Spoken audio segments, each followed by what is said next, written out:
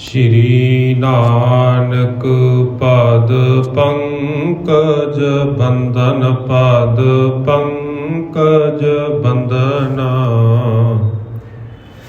सिमरो अंगद दुख निकंदना अमरदास गुर हृदय त्यावो हृदय त्यावो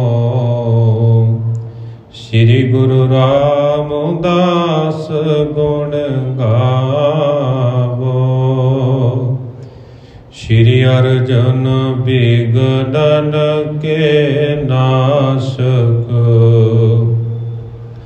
विघ्न के नाशक हर गोबिंद शुभ समत प्रकाशक श्री हर राय नमो कर जोरी नमो कर जोरी गुर हर कृष्ण बनाए बहोरी तेग बहादुर परम कृपाला परम कृपाला श्री गुरु गोबिंद सिंह विसाला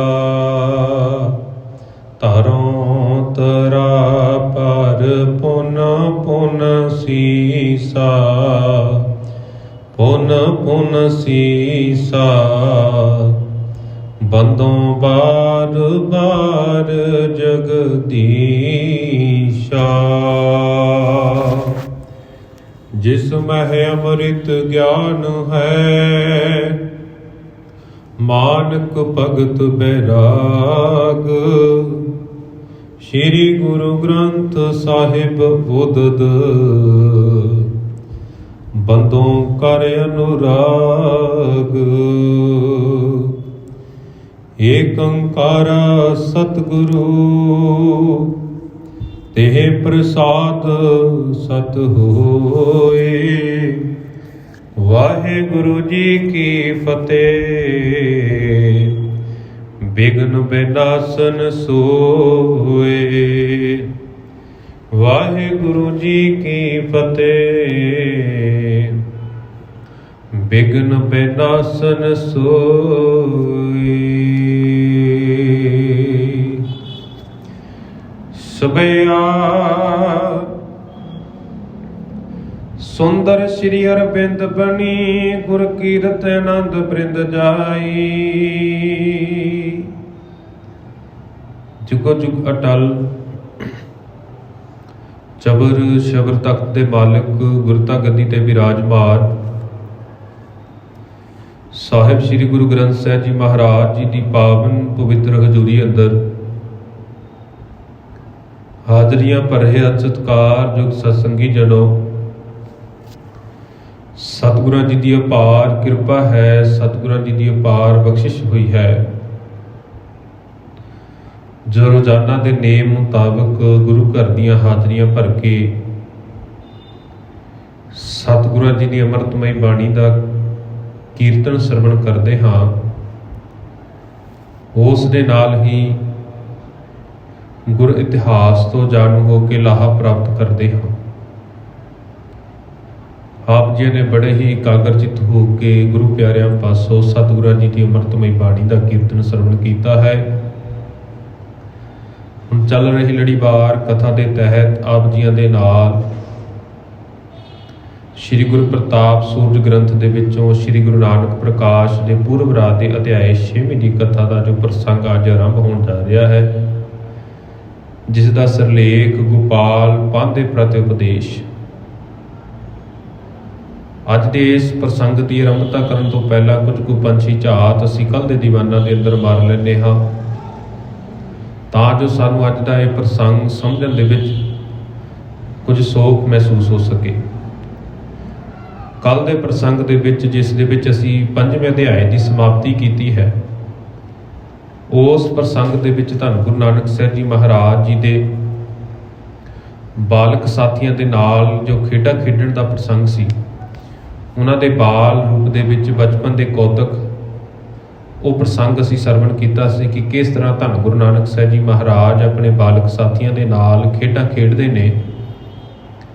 ਜਦੋਂ ਕਿਤੇ ਖੇਡਦੇ ਨੇ ਮਗਰ ਦੌੜਦੇ ਬੱਚੇ ਸਾਰੇ, ਜਦੋਂ ਗੁਰੂ ਨਾਨਕ ਸਾਹਿਬ ਜੀ ਮਹਾਰਾਜ ਦੌੜਦੇ ਨੇ ਤਾਂ ਬੱਚੇ ਵੀ ਨਾਲ ਦੌੜਨ ਲੱਗ ਜਾਂਦੇ ਨੇ। ਜਦੋਂ ਗੁਰੂ ਸਾਹਿਬ ਜੀ ਮਹਾਰਾਜ ਕਿਤੇ ਖਲੋ ਜਾਂਦੇ ਨੇ ਤਾਂ ਬਾਕੀ ਦੇ ਬਾਲ ਵੀ ਉੱਥੇ ਹੀ ਖਲੋ ਜਾਂਦੇ ਨੇ ਉਹਨਾਂ ਦੇ ਨਾਲ। ਇਸੇ ਤਰ੍ਹਾਂ ਜਦੋਂ ਕਿਤੇ ਬੈਠਦੇ ਨੇ ਤਾਂ ਸਾਰੇ ਦੇ ਸਾਰੇ ਬਾਲਕ ਇੱਕੋ ਵਾਰੀ ਬੈਠ ਜਾਂਦੇ ਨੇ। ਤੇ ਫਿਰ ਧੰਨ ਗੁਰੂ ਨਾਨਕ ਸਾਹਿਬ ਜੀ ਮਹਾਰਾਜ ਜੀ ਦੇ ਕੋਲ ਕੋਈ ਕਹਾਣੀ, ਕੋਈ ਕਥਾ ਵਾਰਤਾ ਸੁਣਨ ਦੀ ਇੱਛਾ ਜ਼ਾਹਰ ਕਰਦੇ ਨੇ। ਤੇ ਇਸੇ ਤਰ੍ਹਾਂ ਜਦੋਂ ਗੁਰੂ ਨਾਨਕ ਸਾਹਿਬ ਜੀ ਮਹਾਰਾਜ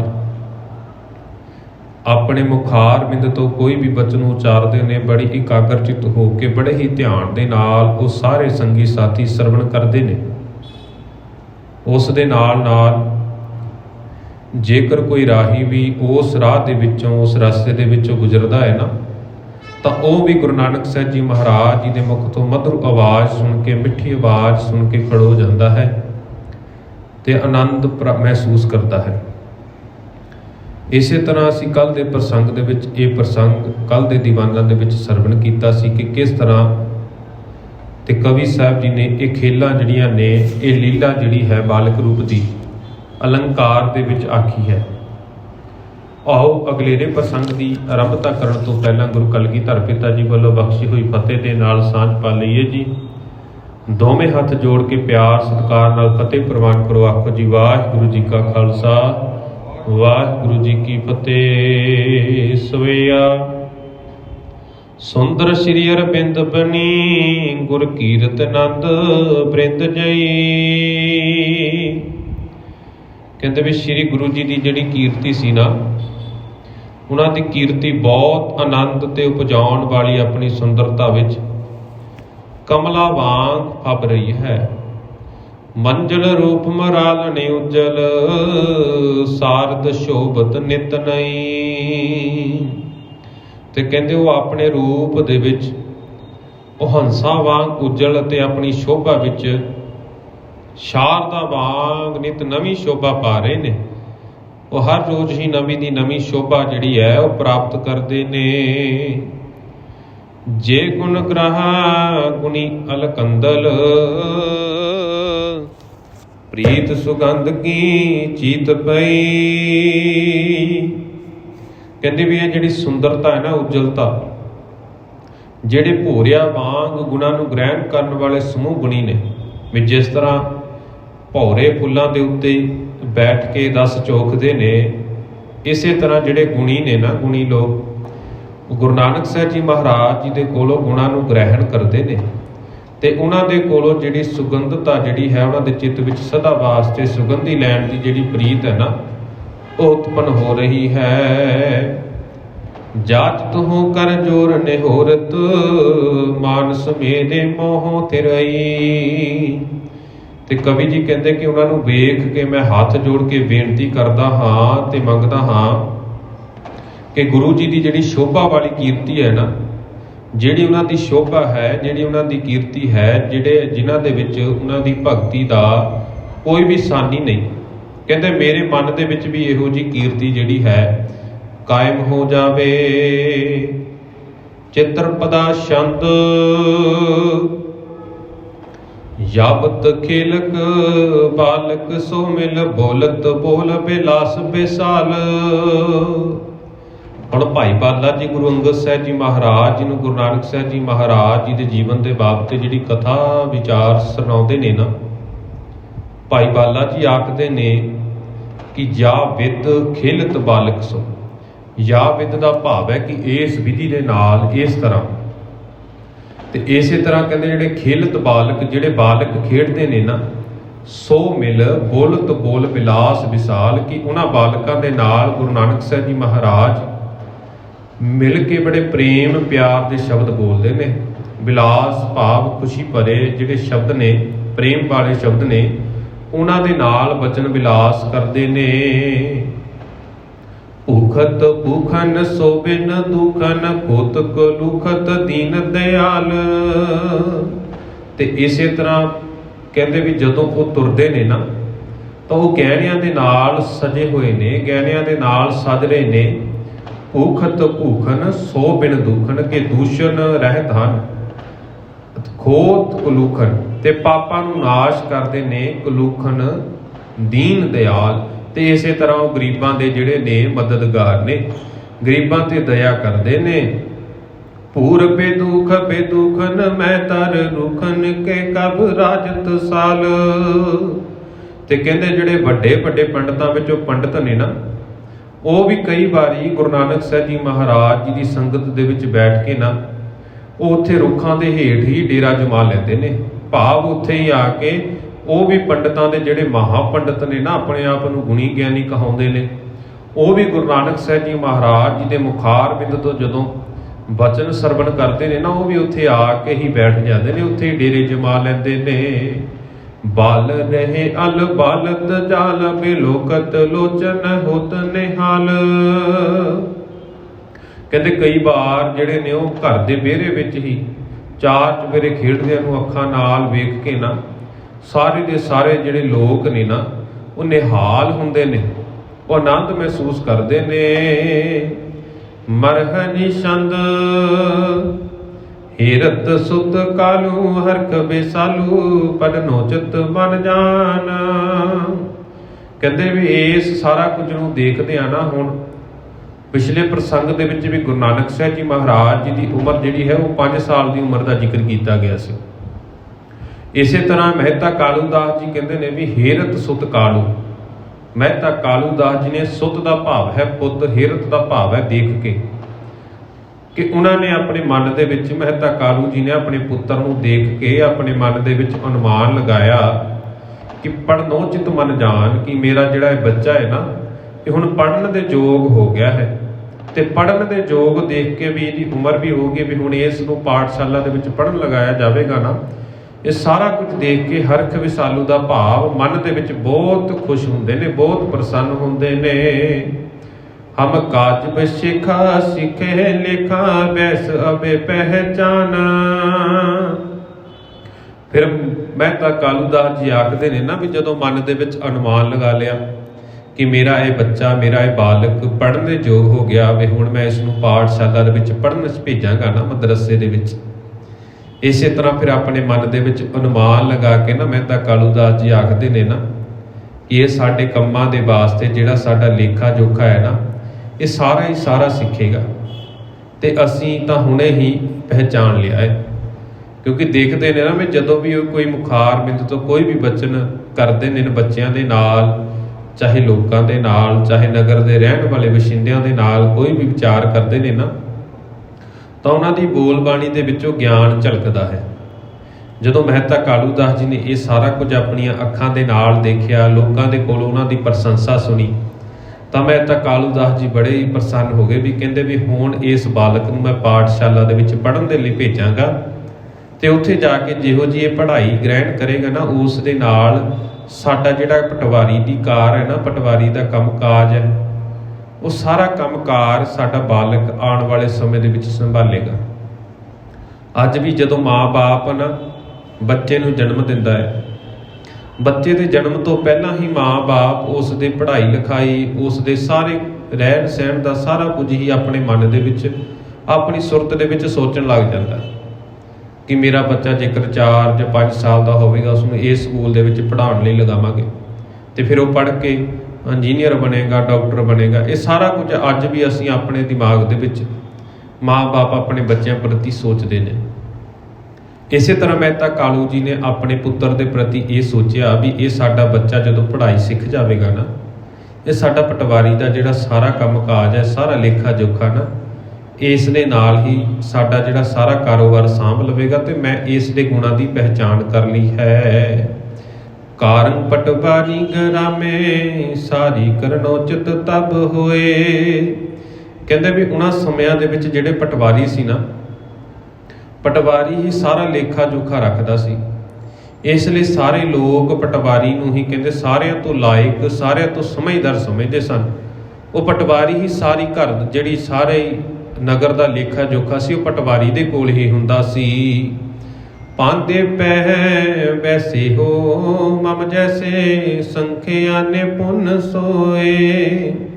ਕਹਿੰਦੇ ਕਿ ਬੇਸ਼ੱਕ ਪੰਡਿਤ ਨੂੰ ਹਰ ਗੱਲ ਵਿੱਚ ਨਿਪੁੰਨ ਸਮਝਿਆ ਜਾਂਦਾ ਸੀ, ਚਾਹੇ ਪੰਡਿਤ ਨੂੰ ਵੀ ਗੁਣਵਾਨ ਸਮਝਿਆ ਜਾਂਦਾ ਸੀ ਕਿ ਪੰਡਿਤ ਦਾ ਕੋਈ ਵੀ ਮੁਕਾਬਲਾ ਨਹੀਂ ਕਰ ਸਕਦਾ, ਪਰ ਫਿਰ ਵੀ ਜਿਹੜਾ ਲੇਖਾ ਜੋਖਾ ਸੀ ਨਾ, ਲੇਖੇ ਜੋਖੇ ਦੇ ਵਿੱਚ ਕਹਿੰਦੇ ਪਟਵਾਰੀ ਨੂੰ ਹੀ ਨਿਪੁੰਨ ਸਮਝਿਆ ਜਾਂਦਾ ਸੀ, ਪਟਵਾਰੀ ਨੂੰ ਹੀ ਪੰਡਿਤ ਤੋਂ ਜ਼ਿਆਦਾ ਵੱਡਾ ਸਮਝਿਆ ਜਾਂਦਾ ਸੀ।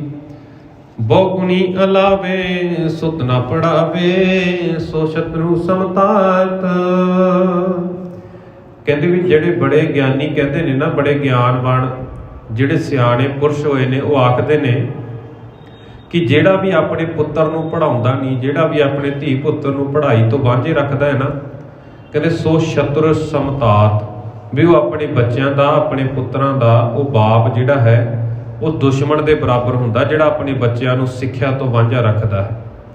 ਸ਼ੋਭਾ ਨਹਿ ਪਾਵੇ ਮਤ ਨਹਿ ਆਵੇ ਜਗ ਮੈਂ ਇਹ ਬਖਿਆਤ। ਵੀ ਕਹਿੰਦੇ ਜਿਸ ਦਾ ਧੀ ਪੁੱਤਰ ਪੜ੍ਹਾਈ ਤੋਂ ਵਾਂਝਾ ਰੱਖਦੇ ਨੇ ਨਾ, ਜਿਹੜਾ ਧੀ ਪੁੱਤਰ ਪੜ੍ਹਾਈ ਨਹੀਂ ਕਰਵਾਉਂਦੇ, ਉਹ ਕਹਿੰਦੇ ਸਮਾਜ ਦੇ ਵਿੱਚ ਸ਼ੋਭਾ ਨਹੀਂ ਪਾਉਂਦਾ, ਉਸ ਨੂੰ ਕੋਈ ਵੀ ਚੰਗੀ ਨਿਗਾਹ ਦੇ ਨਾਲ, ਚੰਗੀ ਆਦਰ ਸਤਿਕਾਰ ਦੇ ਨਾਲ ਨਹੀਂ ਦੇਖਦਾ। ਤੇ ਇਸੇ ਤਰ੍ਹਾਂ ਕਹਿੰਦੇ ਵੀ ਉਹ ਫਿਰ ਬੁੱਧੀ ਤੋਂ ਸੱਖਣਾ ਰਹਿ ਜਾਂਦਾ, ਉਸ ਦੀ ਬੁੱਧੀ ਦੇ ਵਿੱਚ ਵੀ ਵਾਧਾ ਨਹੀਂ ਹੁੰਦਾ। ਤੇ ਇਹ ਸਾਰਾ ਕੁਝ ਕਹਿੰਦੇ ਵੀ ਜੱਗ ਦੇ ਵਿੱਚ ਇਹ ਜ਼ਾਹਰ ਹੈ, ਜੱਗ ਦੇ ਵਿੱਚ ਇਹ ਸਾਰੀ ਰੀਤ ਜਿਹੜੀ ਹੈ ਪ੍ਰਚਲਿਤ ਹੈ। ਜੇਕਰ ਕਿਸੇ ਦਾ ਧੀ ਪੁੱਤ ਪੜ੍ਹਾਈ ਨਹੀਂ ਕਰਦਾ ਨਾ, ਇੱਕ ਤਾਂ ਉਹ ਸਮਝਦਾਰ ਨਹੀਂ ਹੋਵੇਗਾ, ਤੇ ਦੂਜਾ ਉਸ ਦੀ ਜਿਹੜੀ ਬੁੱਧੀ ਹੈ ਨਾ, ਉਸ ਦਾ ਵਿਕਾਸ ਨਹੀਂ ਹੋਵੇਗਾ, ਤੇ ਸਾਰੀ ਜੱਗ ਦੇ ਵਿੱਚ ਉਹ ਸ਼ੋਭਾ ਨਹੀਂ ਪ੍ਰਾਪਤ ਕਰ ਸਕਦਾ।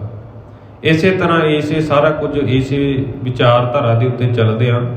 ਮਹਿਤਾ ਕਾਲੂ ਦਾਸ ਜੀ ਨੇ ਆਪਣੇ ਪੁੱਤਰ ਨੂੰ ਪੜ੍ਹਾਉਣ ਦਾ ਜਿਹੜਾ ਸੀ ਉਹ ਉਸ ਬਾਰੇ ਸੋਚਿਆ। ਨਹਿ ਦਰਬ ਖਟਾਉ ਭੋਰ ਸੁਪਾਉ ਸਮਝ ਨਾ ਕੋ ਬਿਦ ਸੋਏ। ਕਿ ਇਸ ਤਰ੍ਹਾਂ ਕਹਿੰਦੇ ਵੀ ਨਹਿ ਦਰਬ ਖਟਾਉ, ਤੇ ਕਹਿੰਦੇ ਦਰਬ ਜਿਹੜਾ ਭਾਵ ਪੈਸਾ ਵੀ ਨਹੀਂ ਕਮਾ ਸਕਦਾ, ਜਿਹੜਾ ਨਿਆਣਾ ਪੜ੍ਹਾਈ ਤੋਂ ਵਾਂਝਾ ਰਹਿ ਜਾਵੇ ਨਾ, ਕਹਿੰਦੇ ਵੀ ਪੈਸਾ ਵੀ ਨਹੀਂ ਕਮਾ ਸਕਦਾ। ਭੋਰ ਸੁਭਾਉ, ਤੇ ਉਸ ਦਾ ਜਿਹੜਾ ਸੁਭਾਅ ਹੈ ਨਾ ਉਹ ਭੋਲਾ ਭਾਲਾ ਰਹਿ ਜਾਂਦਾ। ਸਮਝ ਨਾ ਕੋ ਬਿਦ ਸੋਏ, ਵੀ ਕਿਸੇ ਤਰ੍ਹਾਂ ਵੀ ਸਮਝਦਾ ਨਹੀਂ, ਕਿਸੇ ਤਰ੍ਹਾਂ ਵੀ ਉਸਨੂੰ ਸਮਝ ਨਹੀਂ ਆਉਂਦੀ। ਉਹ ਹਿਰਦੇ ਬਚਾਰਾ ਕਲ ਪੁੰਨ ਸਾਰਾ ਲੈ ਜਾਵੋ ਸੁਤ ਕੋਏ। ਤੇ ਇਸ ਤਰ੍ਹਾਂ ਮਹਿਤਾ ਕਾਲੂ ਦਾਸ ਜੀ ਹਿਰਦੇ ਦੇ ਵਿੱਚ ਵਿਚਾਰ ਕੀਤੀ, ਕਹਿੰਦੇ ਵੀ ਮੈਂ ਆਪਣੇ ਪੁੱਤਰ ਨੂੰ ਸਵੇਰੇ ਹੀ ਇਸ ਨੂੰ ਪੜ੍ਹਨੇ ਪਾ ਦੇਵਾਂਗਾ, ਇਸ ਨੂੰ ਪਾਠਸ਼ਾਲਾ ਦੇ ਵਿੱਚ ਜਾਂ ਮਦਰਸੇ ਦੇ ਵਿੱਚ ਜਿਹੜਾ ਹੈ ਇਸ ਨੂੰ ਪੜ੍ਹਨ ਦੇ ਲਈ ਲੈ ਜਾਵਾਂਗਾ। ਜਬ ਭੀ ਪਜ ਪਾਤਾ ਲੈ ਕਰ ਤਾਤਾ ਚਲਨੇ ਪਇਓ ਤਿਆਰ।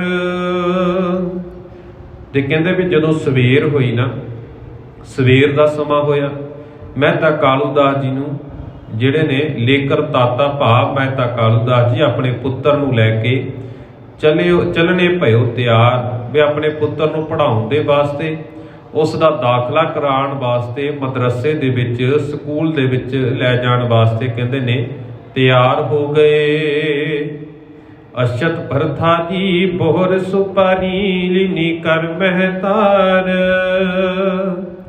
ਕਹਿੰਦੇ ਵੀ ਇਸ ਤਰ੍ਹਾਂ ਅਸ਼ਤ ਭਰਥਾਰੀ ਭਾਵ ਕਹਿੰਦੇ ਇੱਕ ਚਾਵਲਾਂ ਦੀ ਜਿਹੜੀ ਚੌਲਾਂ ਦੀ ਥੈਲੀ ਭਰ ਲਈ, ਨਾਲ ਹੀ ਉਸ ਦੇ ਉੱਪਰ ਕਹਿੰਦੇ ਸੁਪਾਰੀ ਟਿਕਾ ਲਈ, ਤੇ ਇਸ ਤਰ੍ਹਾਂ ਆਪਣੇ ਹੱਥ ਦੇ ਵਿੱਚ ਇਹ ਸੁਗਾਤਾਂ ਲੈ ਕੇ ਤੁਰ ਪਏ ਵੀ ਜਾ ਕੇ ਮੈਂ ਉਸ ਪੰਡਿਤ ਨੂੰ, ਉਸ ਪਾਂਧੇ ਨੂੰ ਇਹ ਭੇਟਾ ਦੇ ਤੌਰ ਦੇ ਉੱਤੇ ਦੇਵਾਂਗਾ, ਜਿਹਦੇ ਕੋਲ ਮੈਂ ਆਪਣੇ ਪੁੱਤਰ ਦਾ ਦਾਖਲਾ ਕਰਵਾਉਣਾ ਹੈ।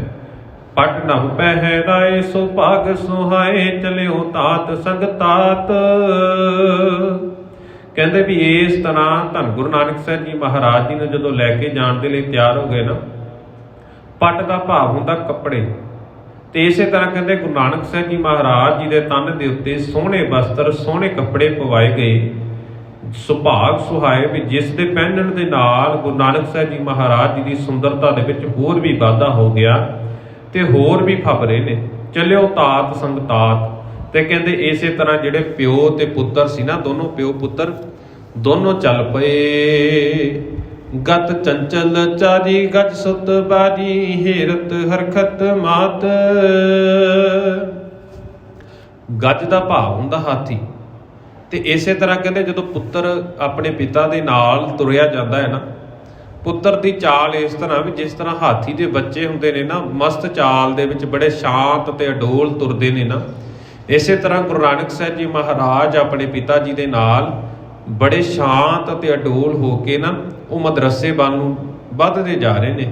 ਤੇ ਹੇਰਤ ਹਰਖਤ ਮਾਤ, ਵੀ ਇਸ ਸਾਰਾ ਕੁਝ ਨੂੰ ਦੇਖ ਕੇ ਨਾ, ਮਾਤ ਦਾ ਭਾਵ ਮਾਤਾ ਜੀ, ਹਰਖਤ ਦਾ ਭਾਵ ਪ੍ਰਸੰਨ, ਇਹ ਸਾਰਾ ਕੁਝ ਦੇਖ ਕੇ ਮਾਤਾ ਜੀ ਬਹੁਤ ਪ੍ਰਸੰਨ ਹੋਏ ਨੇ। ਸਵਿਆ ਜਲ ਜਾਤ ਸੇ ਹੈ ਪਦ ਜਾਤ ਚਲੇ ਗਏ ਹੈ ਤਾਤ ਕੁਰੰਗੁਰ ਹਾਥੇ ਉਚਾਈ, ਕਿ ਕਹਿੰਦੇ ਵੀ ਜਿਸ ਦੇ ਕਮਲ ਦੇ ਫੁੱਲਾਂ ਵਰਗੇ ਚਰਨ ਨੇ, ਧੰਨ ਗੁਰੂ ਨਾਨਕ ਸਾਹਿਬ ਜੀ ਮਹਾਰਾਜ ਜੀ ਦੇ ਚਰਨ ਜਿਹੜੇ ਕਮਲ ਦੇ ਫੁੱਲਾਂ ਵਰਗੇ ਨੇ ਨਾ, ਵੀ ਉਹਨਾਂ ਨੇ ਆਪਣੇ ਪਿਤਾ ਦੀ ਜਿਹੜੀ ਉਂਗਲੀ ਸੀ ਨਾ, ਕਰਾਂਗੁਰ ਹਾਥ ਉਚਾਈ, ਵੀ ਆਪਣੇ ਹੱਥ ਦੀ, ਪਿਤਾ ਦੇ ਹੱਥ ਦੀ ਉਂਗਲੀ ਜਿਹੜੀ ਸੀ ਨਾ, ਉਹ ਆਪਣੇ ਹੱਥ ਦੇ ਵਿੱਚ ਫੜ ਕੇ ਚੱਲਦੇ ਪਏ ਨੇ। ਕਰ ਕੰਕਨ ਸੋ ਕਟ ਕਿੰਨਨ ਹੈ ਕਲ ਕੁੰਡਲ ਲੋਲਕ ਪੁਲਨ ਝਾਈ, ਤੇ ਕਹਿੰਦੇ ਕਰ ਦਾ ਭਾਵ ਹੈ ਹੱਥ, ਤੇ ਕੰਕਨ ਸੋ ਕਟ, ਕਹਿੰਦੇ ਹੱਥਾਂ ਦੇ ਵਿੱਚ ਉਹਨਾਂ ਨੇ ਕੜੇ ਪਾਏ ਹੋਏ ਨੇ। ਕਿੰਨਣ ਭਾਵ ਲੱਕ ਦੇ ਨਾਲ ਜਿਹੜੀ ਘੁੰਗਰੂਆਂ ਵਾਲੀ ਤੜਾਗੀ ਬੰਨੀ ਹੋਈ ਹੈ ਨਾ, ਤੇ ਇਸ ਤਰ੍ਹਾਂ ਕਹਿੰਦੇ ਵੀ ਸੁੰਦਰ ਕੁੰਡਲ ਜਿਹੜੇ ਨੇ ਉਹ ਗੱਲਾਂ ਤੇ ਲਟਕਦੇ ਨੇ। ਤੇ ਇਹ ਜਿਹੜੇ ਸਾਰੇ ਗਹਿਣੇ ਨੇ ਨਾ, ਕਹਿੰਦੇ ਉਹ ਸਾਰਾ ਹੀ ਉਹਨਾਂ ਨੇ ਪਹਿਨੇ ਹੋਏ ਨੇ। ਦਲ ਲੋਚਨ ਕੰਜ ਵਿਸਾਲ ਪਲੇ ਸਿਰ ਪੈ ਉਸ ਨਿਕੈ ਨੀਕ ਬਣਾਈ, ਇਸੇ ਤਰ੍ਹਾਂ ਕਹਿੰਦੇ ਜਿਹੜੇ ਬਾਲ ਗੁਰੂ ਨੇ ਨਾ, ਗੁਰੂ ਨਾਨਕ ਦੇਵ ਜੀ ਦੇ ਨੈਣ, ਉਹਨਾਂ ਦੇ ਨੈਣ ਜਿਹੜੇ ਨੇ ਉਹ ਕਮਲ ਦੇ ਪੱਤਿਆਂ ਵਰਗੇ ਨੇ, ਕਮਲ ਦੇ ਪੱਤਿਆਂ ਵਰਗੇ ਸੋਹਣੇ ਨੇ। ਤੇ ਇਸੇ ਤਰ੍ਹਾਂ ਭਾਵ ਵੱਡੇ ਹਨ, ਤੇ ਉਹਨਾਂ ਨੇ ਸਿਰ ਦੇ ਉੱਤੇ ਜਿਹੜੀ ਹੈ ਨਾ, ਕਹਿੰਦੇ ਵੀ ਸੋਹਣੀ ਪਗੜੀ ਜਿਹੜੀ ਹੈ ਬੰਨੀ ਹੋਈ ਹੈ, ਸੋਹਣੀ ਦਸਤਾਰ ਗੁਰੂ ਨਾਨਕ ਸਾਹਿਬ ਜੀ ਮਹਾਰਾਜ ਜੀ ਨੇ ਆਪਣੀ ਸੀਸ ਦੇ ਉੱਤੇ ਸਜਾਈ ਹੋਈ ਹੈ। ਚਟ ਸਾਰ ਜਹਾਂ ਅਤ ਚਾਰ ਬਣੀ ਬਹੁ ਬਾਰਿਕ ਬਾਰਹ ਬਾਰ ਅਲਾਈ, ਚਟਸਾਰ ਦਾ ਭਾਵ ਹੈ ਪਾਠਸ਼ਾਲਾ। ਪੁਰਾਣੇ ਸਮਿਆਂ ਦੇ ਵਿੱਚ ਜਿਸ ਤਰ੍ਹਾਂ ਅੱਜ ਅਸੀਂ ਕਾਲਜ, ਯੂਨੀਵਰਸਿਟੀਆਂ, ਸਕੂਲ ਇਤਆਦਿਕ ਨਾਮ ਲੈਂਦੇ ਹਾਂ ਨਾ, ਪੁਰਾਣੇ ਸਮਿਆਂ ਦੇ ਵਿੱਚ ਜਾਂ ਤਾਂ ਮਦਰਸੇ ਹੁੰਦੇ ਸਨ ਤੇ ਜਾਂ ਪਾਠਸ਼ਾਲਾ ਕਿਹਾ ਜਾਂਦਾ ਸੀ। ਇਸੇ ਤਰ੍ਹਾਂ ਕਿਤੇ ਗੁਰੂ ਨਾਨਕ ਸਾਹਿਬ ਜੀ ਮਹਾਰਾਜ ਜਿਸ ਪਾਠਸ਼ਾਲਾ ਦੇ ਵਿੱਚ ਪੜ੍ਹਨ ਦੇ ਲਈ ਜਾ ਰਹੇ ਨੇ ਨਾ, ਕਹਿੰਦੇ ਪਾਠਸ਼ਾਲਾ ਜਿਹੜੀ ਹੈ ਚਟਸਾਰ ਜਹਾਂ ਅਤ ਚਾਰ ਬਣੀ, ਤੇ ਇਸੇ ਤਰ੍ਹਾਂ ਜਿਹੜੀ ਪਾਠਸ਼ਾਲਾ ਹੈ ਨਾ ਬਹੁਤ ਸੁੰਦਰ ਬਣੀ ਹੋਈ ਹੈ, ਬਹੁਤ ਸੋਹਣੀ ਬਣੀ ਹੋਈ ਹੈ। ਬਹੁ ਬਾਰਕ ਬਾਰੇ ਬਾਰ ਅਲਾਈ, ਕਿ ਉੱਥੇ ਬਹੁਤ ਬਾਲਕ ਬਾਰ-ਬਾਰ ਜਿਹੜੇ ਨੇ ਉਹ ਪਾਂਧਾ ਜੋ ਪੜ੍ਹਾਉਂਦਾ ਹੈ ਨਾ, ਬਾਰ-ਬਾਰ ਬਾਲਕ ਉਹਨਾਂ ਦੇ ਮਗਰ ਉਹ ਸਾਰਾ ਕੁਝ ਹੀ ਪਾਠ ਜਿਹੜਾ ਹੈ ਉਹ ਯਾਦ ਕਰਦੇ ਨੇ। ਦੋਹਰਾ ਵੈਸੇ ਪਾਂਦੇ ਪਾਸ ਤਬ ਸ਼੍ਰੀ ਨਾਨਕ ਸੁਖ ਕੰਦ, ਬਾਰਕ ਰਵ ਸਾਹਿਰ ਕਰ ਜਨ ਅਰਬਿੰਦ ਆਨੰਦ, ਕਹਿੰਦੇ ਵੀ ਫੇਰ ਜਿਹੜੇ ਸੁੱਖਾਂ ਦੇ ਦਾਤੇ ਨੇ ਨਾ ਗੁਰੂ ਨਾਨਕ ਸਾਹਿਬ ਜੀ ਮਹਾਰਾਜ, ਵੈਸੇ ਪਾਂਦੇ ਪਾਸ ਤਬ, ਵੀ ਜਦੋਂ ਪਾਂਡੇ ਦੇ ਪਾਸ ਬੈਠ ਗਏ ਨਾ, ਪਾਂਡੇ ਦੇ ਕੋਲ ਬੈਠ ਗਏ ਜਿਹੜਾ ਪੜ੍ਹਾਉਣ ਵਾਲਾ ਸੀ ਨਾ, ਬਾਰਕ ਰਬ ਦਾ ਭਾਵ ਹੈ ਸੂਰਜ, ਸੂਰਜ ਵਰਗੇ ਜਿਹੜੇ ਸੁੰਦਰ ਬਾਲਕ ਨੂੰ ਵੇਖ ਕੇ ਨਾ ਕਰ ਜਨ ਅਰਬਿੰਦ ਆਨੰਦ, ਕਿ ਉਹ ਪਾਂਡਾ ਵੀ ਜਿਹੜਾ ਮਨ ਦੇ ਵਿੱਚ ਜਿਹੜਾ ਸੀ ਉਹ ਆਨੰਦ ਮਹਿਸੂਸ ਕਰ ਰਿਹਾ, ਕਮਲ ਦੇ ਫੁੱਲ ਦੇ ਵਾਂਗੂ ਉਹ ਵੀ ਮਨ ਦੇ ਵਿੱਚ ਖੁਸ਼ੀ ਮਹਿਸੂਸ ਕਰ ਰਿਹਾ, ਚੰਗਾ ਮਹਿਸੂਸ ਕਰ ਰਿਹਾ ਹੈ। ਕਬਿਤ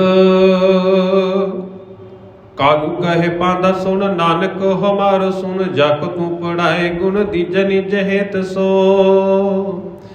ਹੁਣ ਮੈਂ ਤਾਂ ਕਾਲੂ ਦਾਸ ਜੀ ਪੰਡਤ ਜੀ ਨੂੰ ਆਖਦੇ ਨੇ ਕਿ ਹੇ ਪੰਡਤ ਜੀ, ਹੇ ਪਾਂਦੇ ਸੁਣ, ਵੀ ਇਹ ਜਿਹੜਾ ਨਾਨਕ ਹੈ ਨਾ ਸਾਡਾ ਪੁੱਤਰ ਹੈ, ਇਸ ਨੂੰ ਕਹਿੰਦੇ ਬੜੇ ਪਿਆਰ ਦੇ ਨਾਲ, ਬੜੇ ਸਤਿਕਾਰ ਦੇ ਨਾਲ ਤੁਸੀਂ ਇਹਨਾਂ ਨੂੰ ਪੜ੍ਹਾਉਣਾ ਹੈ, ਬੜੇ ਚੰਗੇ ਤਰੀਕੇ ਦੇ ਨਾਲ ਇਹਨਾਂ ਨੂੰ ਜਿਹੜੀ ਹੈ ਵਿਦਿਆ ਦੀ ਦਾਤ ਬਖਸ਼ਿਸ਼ ਕਰਨੀ ਹੈ।